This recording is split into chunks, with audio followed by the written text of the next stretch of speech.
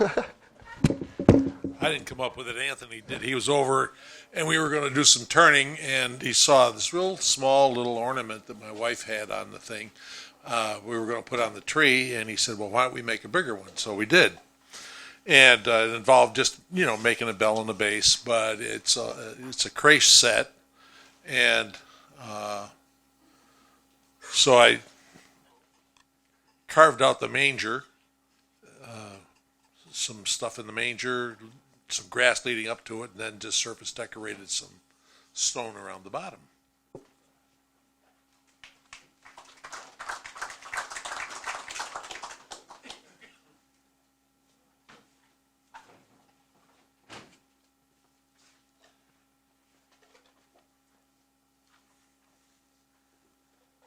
I have to confess, I made this in October, November after Aaron's demonstration, when he demonstrated making a box within a box. But I put some texturing on the outside, so it qualified for this month as well. But what I did, I guess it qualifies. Okay, it makes great. Anyway, the outside, I have a tree at the top of my driveway that is a maple tree, and the leaves turn kind of a burnt red color that depicted by these leaves. The outside is made out of maple. It was turned between centers, those pieces. And the inside of the box is Paduke.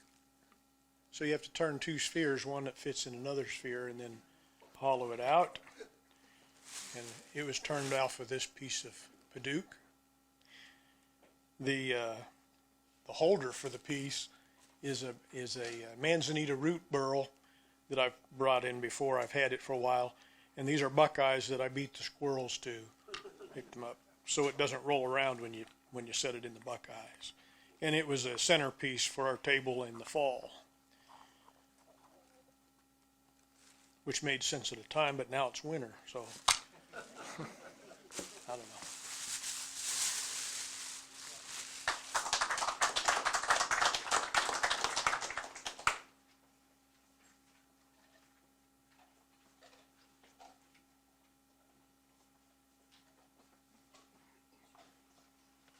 I don't know why I keep doing this. Everybody else is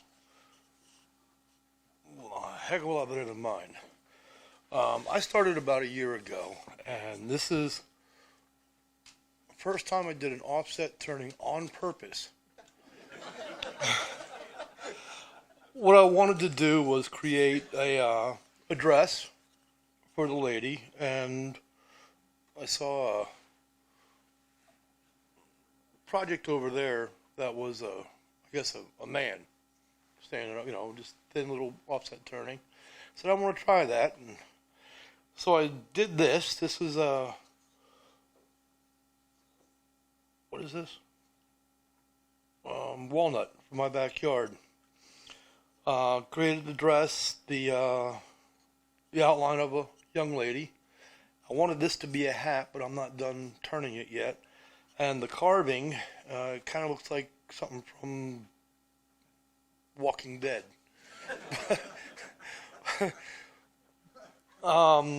That's it. And I wanted the dress to be a period, I guess the early 1800s. So it's still a work in progress, but so am I.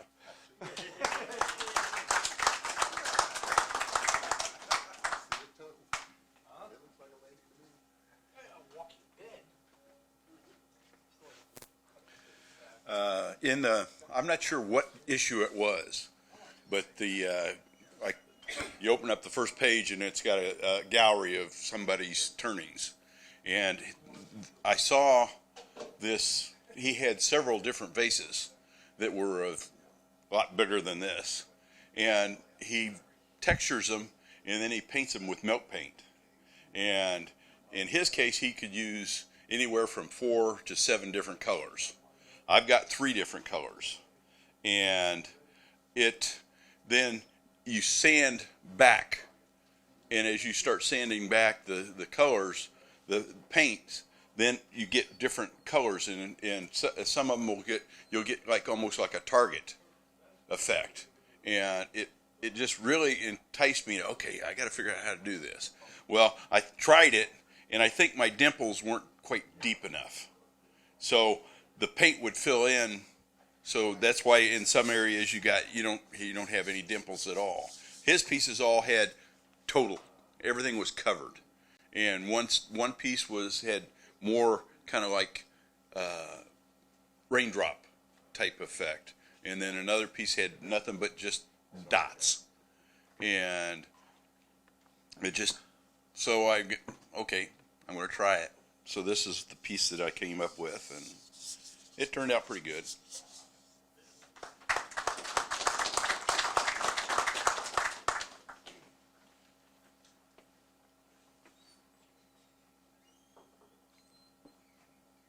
Hey everybody, my name's Phil. I've been a member for a while, but it was the first time I've done a challenge, so.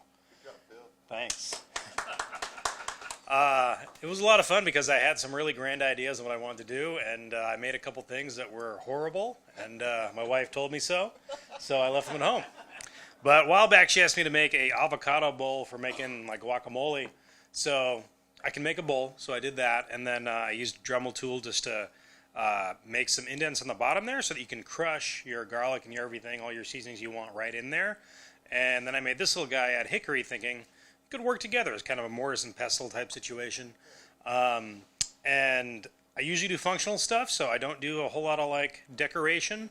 So working with a Dremel tool and trying to figure this out was kind of fun and challenging, and ended up having to redo the outside of the bowl a couple times as I was figuring that out. So the bowl was a little bit heavier before. And if I do it again, I'll probably do a different shape, one that's a little bit easier to hold so you can actually crush all your stuff in there and mash it all up. But if anybody needs a cocktail, you can use the same thing as well. It's got a little bit, same thing on the end right there for use too. So there you go.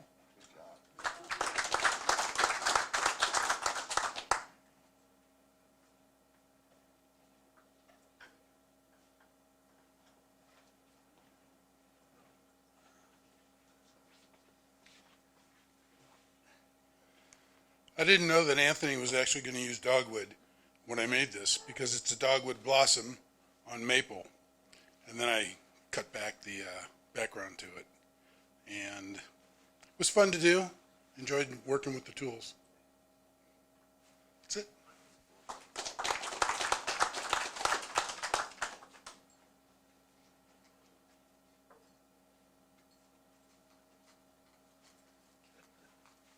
I took this extremely serious. This is Dave. This piece has been sitting in my shop for about a year, and I finally put Alumilite to fill up the crack. And then for this challenge, I wood burned it in because I don't have any carving tools. And I don't trust myself with carving tools. I don't have any holes.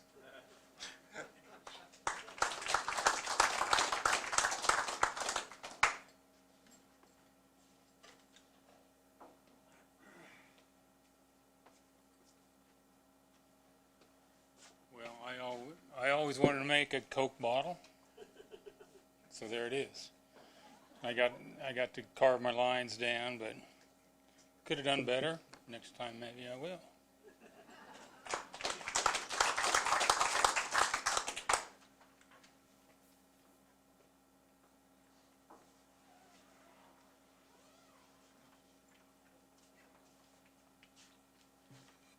I turned a piece of apple wood that's from my farm, and then I carved with a Dremel. And inspiration was from cast iron trivet. And we had chickens when I grew up, and I usually had pet chickens. That's it.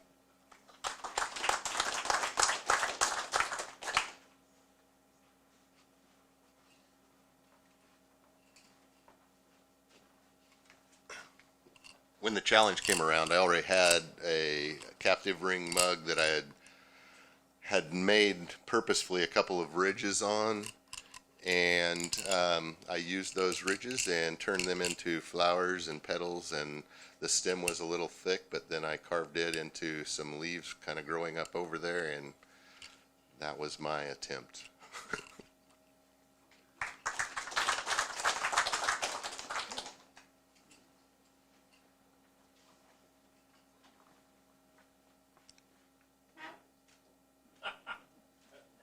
Okay.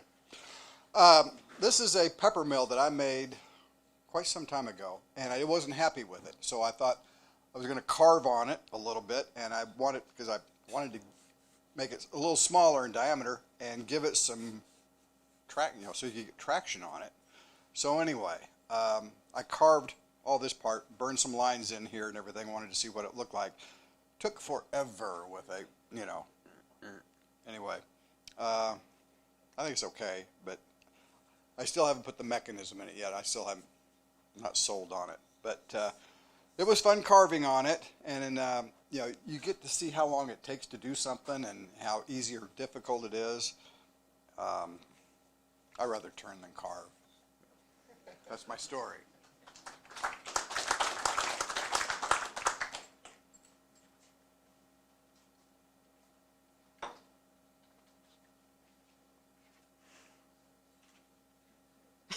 Okay. I tried with the Dremel. I tried wood burning. I tried all kinds of different tools to do a surface decoration. So I ended up using a machine and came up with the logo. So I put a laser logo on the bottom of my bowl.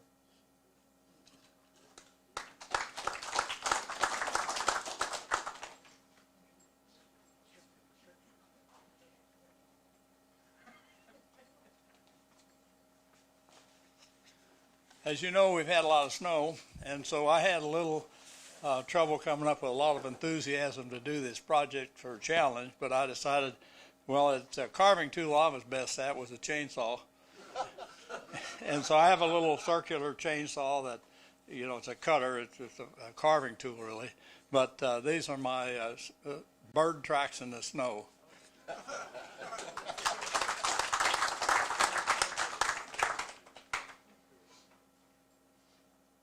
All right. I think that is, everybody had a chance that's got an item on the challenge table? If so, we got a drawing for a nice Kevin Neely tool, hollowing tool with a curved end. If you're not careful, that could become a funnel tool. It could be a funnel tool. I need an impartial. Charlie, you've never done me wrong. Can you pick a number? Our winner is 388-9927. 9927. Who we got? All right, Mike. See what happens. Luck comes your way when you're not the president anymore. Hey, that's worth it. All right. Thank you. Well, keeping this thing rolling, and we're going to get through this as quickly as possible, but we got some beautiful show and tell items. So if you've got a show and tell item, please come up here. Oh, actually, before we get to that, I'm going to just let you all go back. You know what you signed up for back there on the silent auction items. So before you leave, make sure you check and see if your number's the last phone number on there. See Kevin and take your prize home. Show and tell items are, and I did want to mention, if anybody hasn't had a chance to see Stuart's box that he turned, his Asian style box with a lot of decorations on it, please take a look. And if you feel so obliged, put a bid down. All right, going to the show and tell. Kevin, get up there and show them what you do.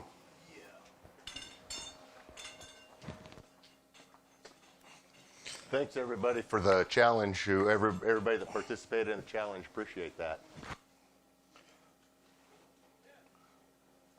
All right, I made a little lighthouse. My wife and I are from New Jersey, and she loves lighthouses.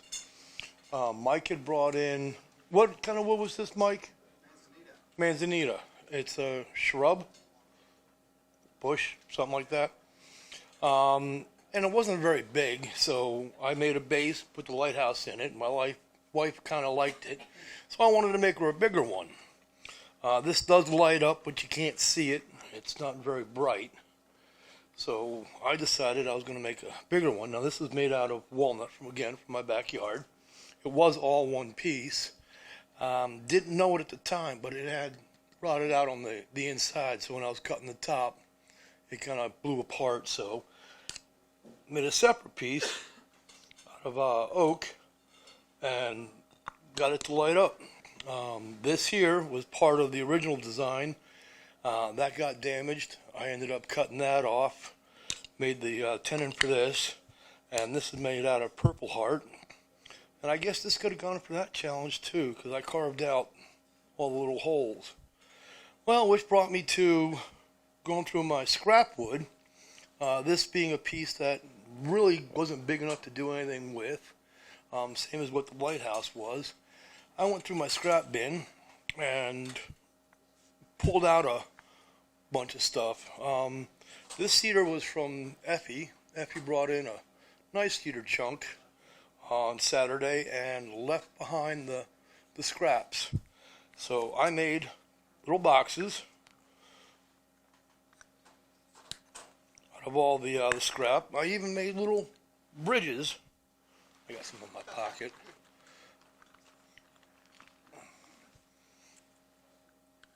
This is also out of a piece of oak that came with this piece of oak, which was split down the center. I ended up cutting it down. So I made a little castle, and this was from a piece of scrap coming off of the cedar that really couldn't be used for anything, so I made a flag out of it. So I wanted to see what I could do with wood that you really couldn't use, and I made stuff you really can't use.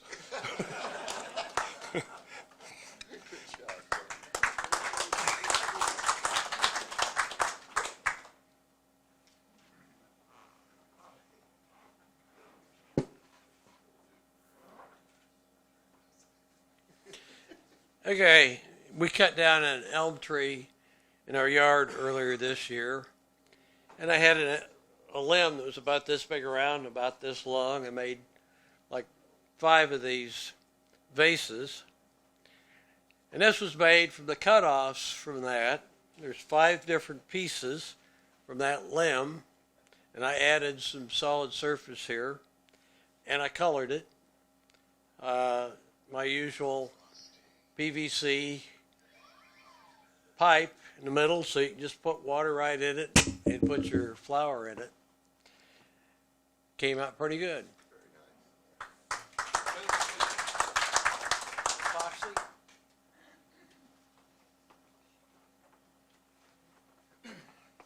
All right, in keeping with the winter snow theme, I made a few snowmen.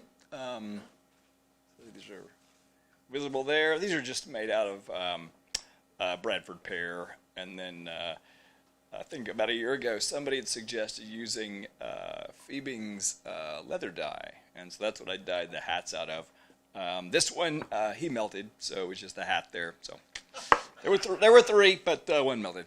So thanks.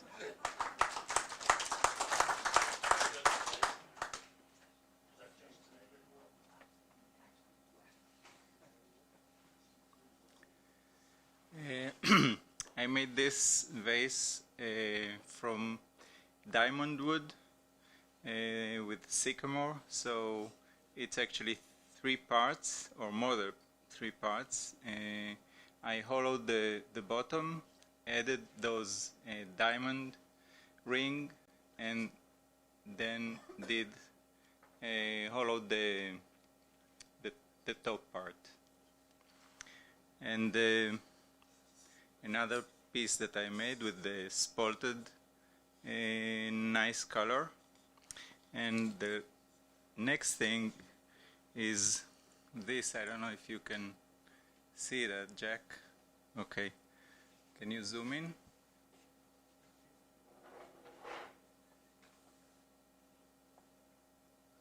So this one is a toothpick. I don't know if you can see it. Okay, with this, yeah, I can zoom in more. Okay, that's it. Oops. So that's a toothpick, and then I made a lidded box with a toothpick, and this is threaded, as you can see, and I want to recognize the teacher that taught me to make this, and this is Anthony. He had a lot of patience to show me how to make it. I had fun making it. It's once you make one, you see that it's not too hard to make it. Just need patience. So thank you, Anthony.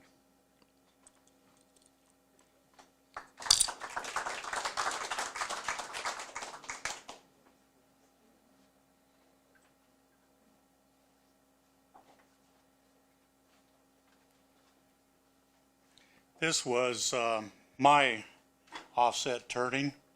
I noticed Anthony said to turn as fast as you can. This didn't go very fast, so I had to go back to my geometry to lay it out. And this is mystery wood. I think it's oak. I know the lid is walnut, and I'm not sure what the handle is made out of.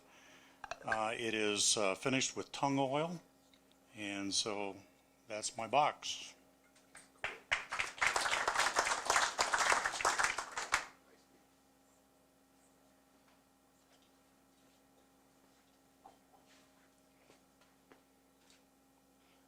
This is I had a piece of cherry burl that a friend had brought back from Wisconsin, and it sat around for 2-3 years. I was lacking any inspiration, so I finally made it into a little hollow form, and then finished the inside to look like birch or aspen, to do something a little bit different.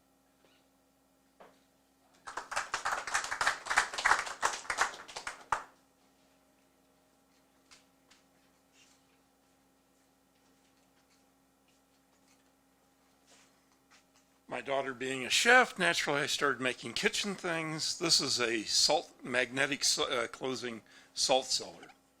And, Salt cellar. As opposed to a wine cellar?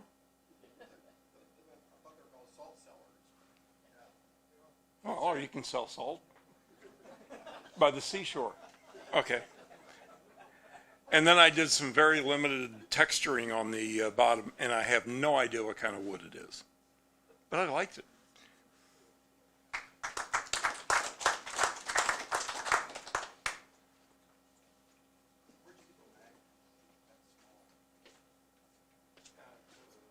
Well, they took a tree down at work, and it sat there in the driveway for a long time, and finally I just picked up a piece of it and made that.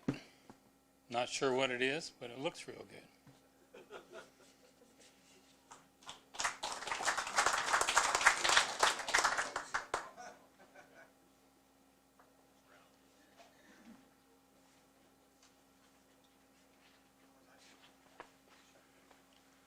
Excuse me. I also had some cherry burl, and these were from the same log, but finished with different finishes. So this is a general finish, high performance, water based. So it shows the original color of what the wood looks like. It doesn't add any yellowing or anything. This is Behlen's in the spray can, and they were both finished without anything other than just those finishes on them. So you can compare the same wood with different finishes. This is a satin, and this is a glossy.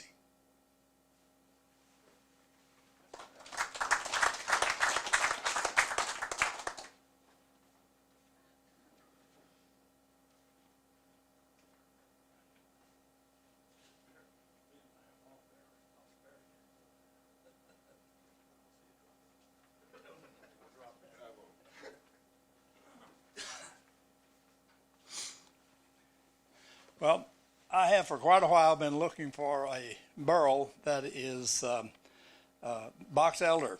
And so a friend on the phone said, I've got a piece. would you like to have it? And I said, sure. So then I proceeded to go from something that was like this with a lot of holes in it to something that still has a hole in it. But nevertheless, it's just a tung oil finish on it, and I didn't like how it turned out exactly, but I like the colors, like the texture. And once you make a hole, I sort of get to that place that says, you just stopped. So a little sanding and fix it up. So, but it's my first burl, and I like the textures on them. My wife says, that's ugly. Okay, you're entitled to your opinion. But you're right, dear. But on the other hand, this is a project that really had about a year's duration. The luck was I went to a garage sale and I found this much of it. And I thought, that is a neat piece of something. I ought to do something with that. So it's set for at least 3/4 of a year. And then we got into this tall form spalted thing, and I was thinking about a rock, a spaceship and all that. But the reality was it was just a right-sized piece to do this. It's spalted oak like we've seen on several other pieces. So now I have a whole series of tall forms. And so the trick is this is hollowed completely to the bottom. It's right at 17.5 inches, I think. It's about a 1/2 inch thick, and it's uniform. So I'm right happy with how that turned out. And I've got some 7/16 inch rods, 24 inches long, that have a nut threaded on the end of them with 2 set screws through the nut faces and drilled through 1/4 inch. And you can put your sanding items on those long rods, and that's how you sand the inside. At least that's how I did this. And this is tung oil, and I'm, finished this a couple of times because the wood moves. And I wouldn't be surprised in 6 months if it isn't moved and might need another sanding and some more oil. But I'm real happy with how it turned out. So. Is